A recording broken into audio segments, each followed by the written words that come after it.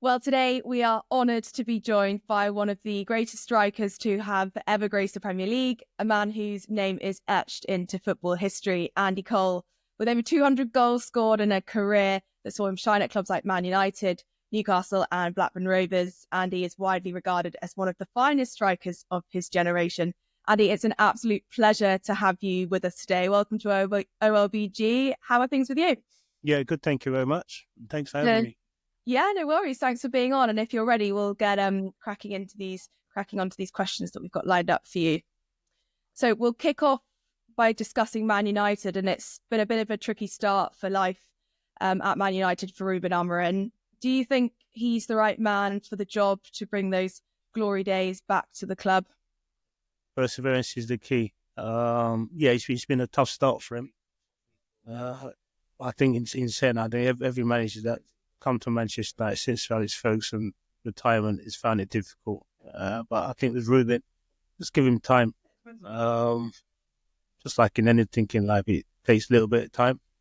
And Manchester United, unfortunately, they've had a difficult season this season. I don't think anyone could have expected this season to be as difficult as it has been, but you've appointed him, give him as much time as possible to get things right. Absolutely. And Wayne Rooney recently called Ruben naive for saying that Man United goal is to win the Premier League. Would you agree with Wayne, or perhaps not? I think a club like Manchester United, that's got to be your objective, to try and win the league. Of course, again, that's going to take time to win the league, but that's any big club objective to win the league. Don't forget, Manchester United used to be the biggest force when it comes to win the Premier League, and it's been difficult over the past few years since Alex Ferguson retired. It's a process, just like giving a manager that opportunity and time to get Manchester United back to where they are. That's going to take a little bit of time to be able to win the Premier League as well. And Marcus Rashford has made a promising start to his career at Aston Villa. Do you think it was a mistake from Man United to let him leave in January, or do you think he has a future at Old Trafford at all? No, I think on the first question, only time will tell. He's gone there. He looks revitalised. He looks like he's out there enjoying his football, which is the most important thing. He's going to enjoy your football. What happens with Marcus and Manchester United in the summer, I think that's going to be down to Marcus and Manchester United. I think it's always tough to speculate about players' futures and what's going on from what's not going on, especially when you don't really know what the background of it is. So I just wish both parties all the best. If they do go separate ways or whatever it may be, or they can work it out, whatever best for both parties. Absolutely. And how about Rasmus Højlund? Do you think he's good enough for Man United at the moment? I think with Rasmus, I think it's been really, really tough for him. I think it made it even tougher due to the fact that he's a young man going into Manchester United. With Manchester United not creating many chances, not scoring many goals, and really being thrust in on the deep end, especially when you have no experience to try and guide you through it as well and be able to play with. I would find it tough in that position as well. And I think the positive with Rasmus, he works his socks off. He works extremely hard, never gives up. And sometimes when you're in that position, you just need that little bit of luck. Fingers crossed you'll be able to get that soon. And how about Joshua Zirkzee? What's your thoughts on him? Bit the same thing. I was fortunate, when I went to Manchester United, I had a hell of a lot of experience there. That could help me through my difficult times and that, not scoring goals or lacking a bit of confidence or whatever it may be. The two boys you've mentioned there, it's been very difficult because they've gone into a team that's finding form hard to come by. Scoring goals is hard to come by, and like they try to gather momentum in a team that's finding it a little bit tough at the moment. So fingers crossed with the pair and be able to turn it on. And what did you make of your old teammate Roy Keane saying that the talent isn't perhaps good enough, talking about Bruno Fernandes and that he's maybe not a fighter? Do you agree with him, or what are your thoughts on his comments? I think in my generation, I think when we played in such a good team, such a positive team that was winning week in, week out, so that makes things a little bit easier. But they're two different personalities as well. I think we all know what Roy is. Roy's an unbelievable fighter, and the way he captained the team, everyone could see his persona and whatever. But I'm not going to make that judgment because I think Bruno's a fantastic player, and I think the way he leads the team is totally different to the way Roy leads the team. You know, the two different individuals, two different generations. I said I think the two fantastic players, but ultimately, how he used to lead the team back in when we played in the 90s to leading the team now, the way people are, totally different generation. And where do you think Man United need to perhaps strengthen up this summer? Are there any players in particular that you think they should be keeping their eye on? No, I'll leave that one to the manager. You know, I mean, I think I look at football now as a supporter. You have your views and your opinions of what you would like. I mean, you want all the best players in the world, but it doesn't happen like that. So whatever decision the manager makes and the board make in the summer, those are the players that will be coming in. And how about the off-field redundancies that have been made at Manchester United? Do you think they'll have an effect on the on-field team's performance? I think that's something I can't really talk about. That's not for me to talk about. I think there's people in the higher positions that can answer those questions. And Man U is set to play Real Sociedad on Thursday night. What are your thoughts on that game? And if you had to give us a score prediction for OLBG.com, what would it be? Tough game. Away leg first. I think it gives you an opportunity to bounce back as well, especially after the going out the FA Cup to penalties. And it's a great opportunity as well for them to get themselves back into Europe now. So if you can go there and get a positive result on the first leg, bring them on to Old Trafford and go from there. But it won't be an easy game. I think Sociedad be the same thing as well, having the first leg at home. We can beat Manchester, but if Manchester United go to get a positive, you never know what can happen. Brilliant. And Man U are also set to play Arsenal on Sunday. What are your thoughts on that game? And if you could give us a score prediction, that would be good. I think that all sets it up. If you have a good result on Thursday, if you have a good result on Thursday, it makes things a little bit better. You can go to the game against Arsenal with more confidence. But two very tough games. I think it's two games. I can't even make a score prediction now because, Manchester United form is a little bit unpredictable. So I'm just hoping that they can go both games with confidence and pull out a couple of good results. Great. And let's move on to Newcastle, who are battling for European places in the Premier League this season. Do you think they can qualify for next season's Champions League? I believe so, yeah. I think if they can keep Isak fit from now to the end of the season, I think that's even a bigger boost for them because the way he's played and the way he scores goals.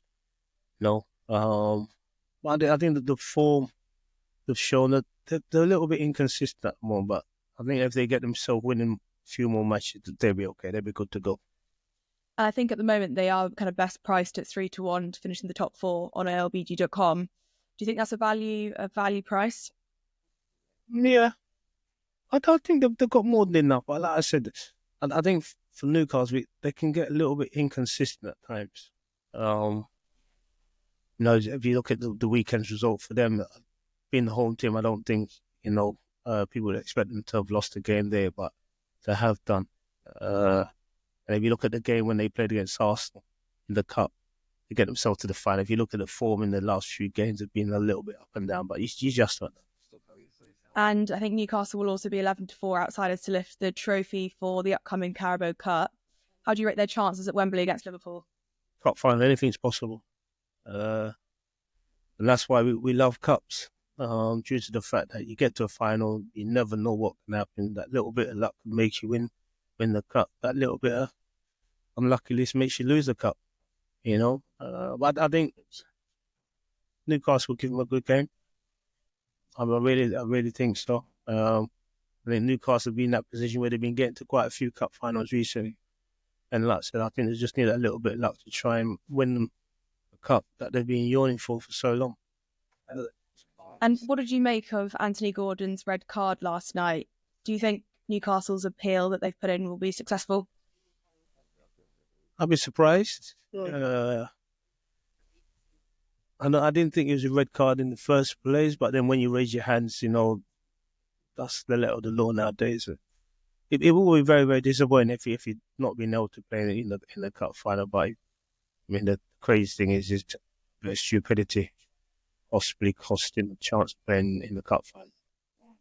And how about Alexander Isak? Do you think he's the best striker in the Premier League right now? At the present moment in time, yeah. No, I said it, when he stays fit and what he gives that team, not just in obviously the goal scoring department, but his creativity as well, what he creates for his teammates, what he gives the team. I'd say so, yeah, definitely. And Newcastle is set to travel to West Ham on Monday night. What are your thoughts on that game? And do you have a score prediction tip for us for OLBG.com? I said it's a bit like Man United. Newcastle a little bit inconsistent. Kind of like depends what Newcastle turn up, because they're going a good run and then they lose a game that you don't expect them to lose, and then they'll have a little bit of indifferent form and then they get themselves back in the form. So it's a hard one to call. Okay, and let's move on now to Blackburn Rovers. What do you make of their new manager? Hopefully he'll be able to keep them in a playoff position. My son worked with him at Barnsley briefly when he was the manager there, and I think fingers crossed for Blackburn, they've made the right appointment to try and get them in a position that they need to be in. I think they're currently around 22-1 to get promoted on OLBG.com. Would you have a nibble at that, 22-1? I'm not sure. Sure. It's another team, to be fair, that form is so-so. They went on a good run, got themselves in a position. Surprisingly, for whatever reason, again, the manager decides to move on to a team that are fighting relegation. I think that surprised me a lot. But then you could look into that and say, well, is something telling in that? So we just have to wait and see. Yeah, that was an interesting one. And Blackburn are actually set to travel to Derby County to face old manager John Eustace on Saturday. What sort of reaction do you think he'll get there? From the Blackburn fans, no, that's a little bit of a hostile one because they were disappointed he left, especially when in such a good position. But whatever the Derby programme was, it must be something to turn his head and take on a club that are fighting relegation. And you yourself finished your career at your hometown club, Nottingham Forest, and they're currently around 2-1 to finish in the top 4 this season. Do you think they'll be playing in Champions League football next season? Crazy thing is that I really hope they do. I think that's why we love football. I mean, ultimately, that's why you love the Premier League. To know that they stayed that last season virtually by the skin of their teeth, and a season later they got possibly a chance of finishing in the Champions League spot. Fair play to bit of a fairy tale, but I hope it can happen for us. And how did your move come about to Manchester United? Tell us about that. What happened between you and Kevin Keegan at Newcastle? Totally out of the blue, to be fair, the way that came about. I remember playing for Newcastle in the cup game against Blackburn. It was on a Sunday, played in the FA Cup. Went home, went for a warm down Monday morning. Went home. Nothing really changed there. And then just about I watched Man United on the TV. To be fair, played Sheffield United. I got a call saying that the transfer for you to move to Manchester United from Newcastle was on. And that was that. So that's how random, how quickly it was done. And especially not knowing, if I'd known actually I was going to move on, I wouldn't have played in the cup on the Sunday because that meant I was cup tied for that season. So, yes, it was, like I said, very, very random. What were your initial thoughts when you got that call? I didn't believe it. Got to be very honest. I didn't believe it due to the fact that I played on the Sunday and I went in the Monday and the manager never said a word to me.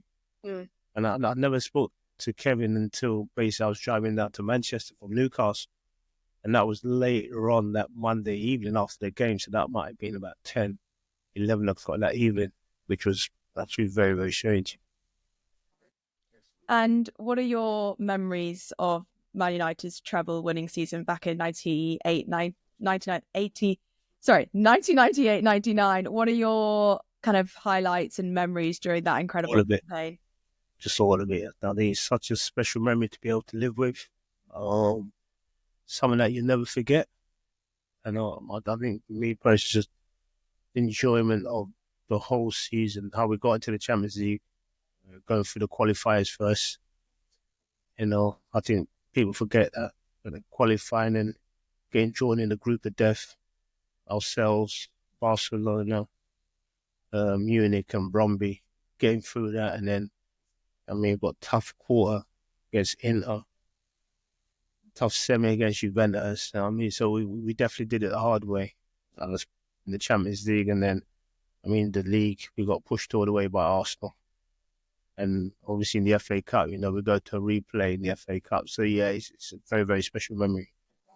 And as it stands, you're still the 4th all-time top goal scorer in the Premier League history, despite not taking penalties. What was your kind of thinking around penalties? How come you were kind of refused to take them? And what was your respective clubs thinking at the time when you decided not to step up? I don't think it was a refusal. I think I was more of the ilk that I'd like to be able to believe that I could score goals in open play. Yeah. None of the clubs that I played for try to force penalties on me. They say, okay, it's your decision. If you change your mind, you're more than welcome to take penalties. But if not, hearing that was that. And I think that's what makes me even proud of my record, due to the fact that I didn't need to take them. Yeah. I got the number that I got to in the end. I think during that time, it's been naturally a lack of respect of me being able to achieve what I achieved and not being given the credit that I should be given, due to the fact that with one penalty in there, naturally I scored 186 goals in open play. And everyone seems to forget that. It is what it is. But you made 15 appearances for England and, despite being probably one of the best strikers of your generation, do you think you should have maybe deserved more caps for England? Yeah, I could sit here and say that I should have won more caps. But the good thing is, I don't sit at home rocking myself to sleep, worrying about it. So I think that tells you in the end I wasn't really fussed about it in the end, to be fair. And what was it like playing alongside Eric Cantona, and what was he like behind the scenes in the dressing room?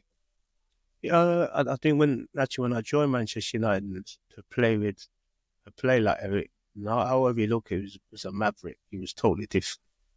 You don't see that in the modern day game.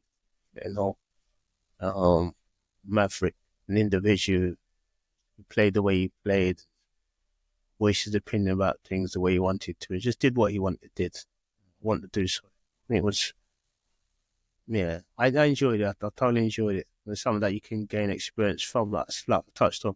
When you have someone like Oyland who has had the opportunity to learn off someone like Cantona or someone like that, it's totally different, definitely. And your strike partnership with Dwight Yorke is still thought as one of the best in the Premier League history. What do you think made your partnership with him so effective? Just being what we were as people, we were totally opposite. But always got on as people, always used to have a laugh and joke. I think just respect we had for each other. So, go out on the football pitch and just enjoy it. Yorke always just put a smile on his face that ultimately used to make me laugh in the end. It's all about enjoyment, which is the most positive thing. And are there any current strike partnerships that maybe remind you of yourself and Dwight? No, because if you look at the current game, there's nothing's really played in partnerships anymore. No doubts within time that will come back. But everyone usually plays with 3 up front, 2 wide men, and a central figure who's been able to go wherever he likes as well. So very much interchanging. So the game's not really based on partnerships. And why do you think that is? Why do you think we are seeing less teams set up with those 2 strikers? And do you think teams should go back to the old way? And I think football's forever changing, ever evolving. I think football's a little bit like fashion.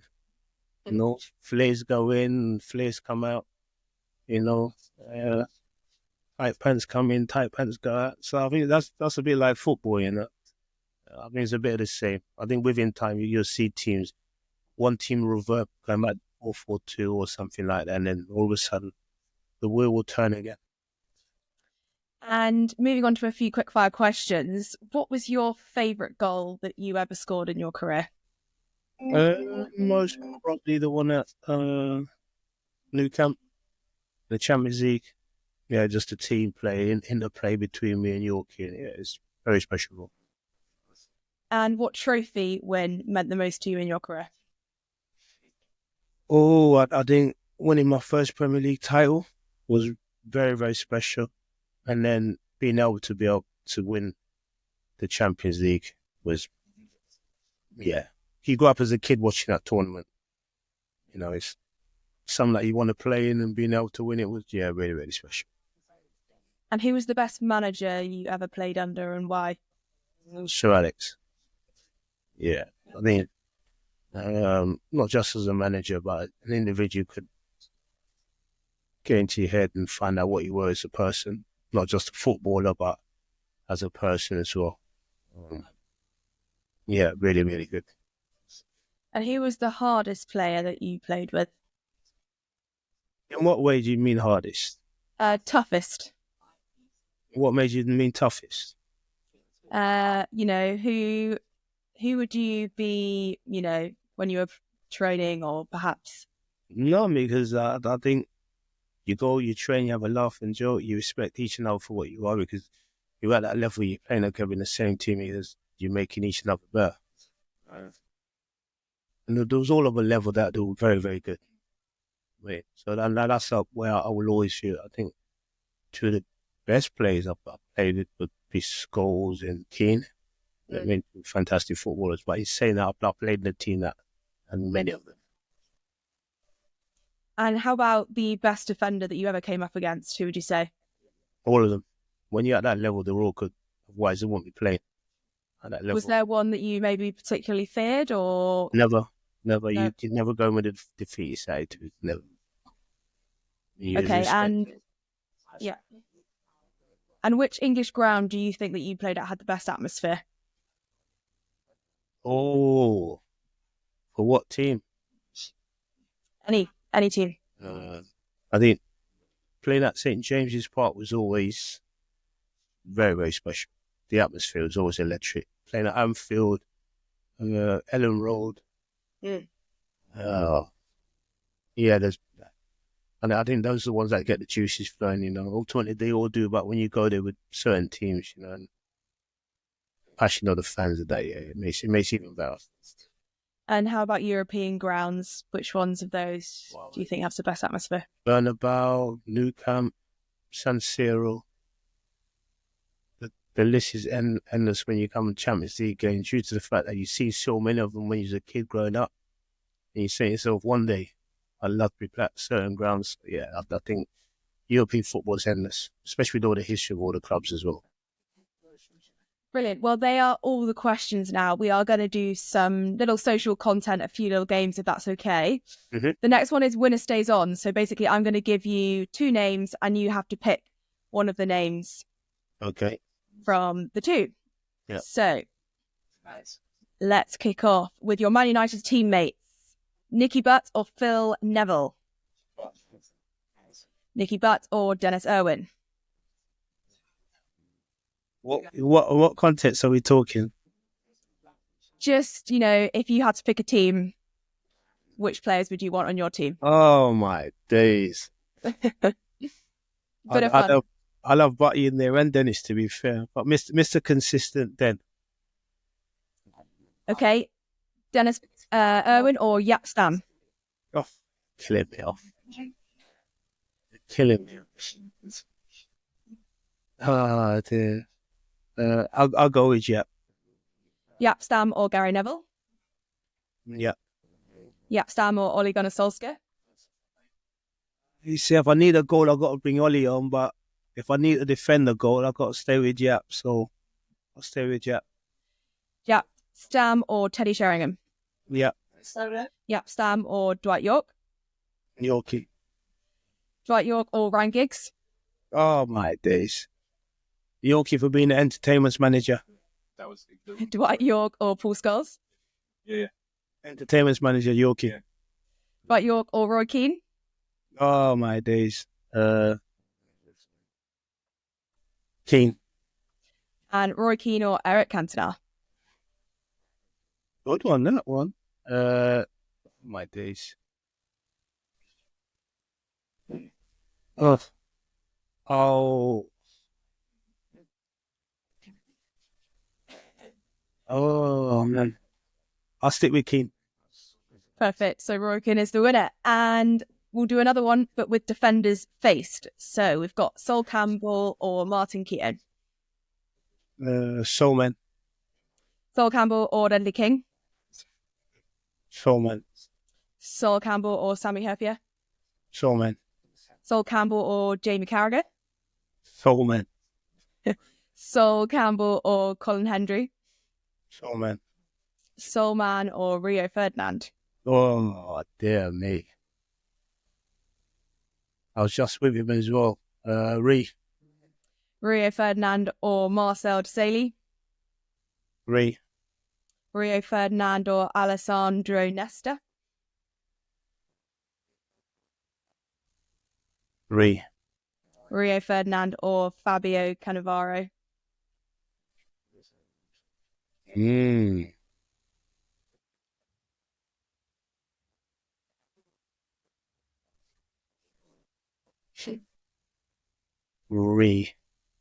Rio Ferdinand or Tony Adams. Killing me off there, aren't you? And finally, Rio Ferdinand or John Terry. Rio. If you just said Paolo Maldini, now we're talking totally different. But that is all the questions round up. Thank you so much for your time. It's been brilliant to get your insight and we really appreciate it. Brilliant. Thank you. No problem. Thanks so much.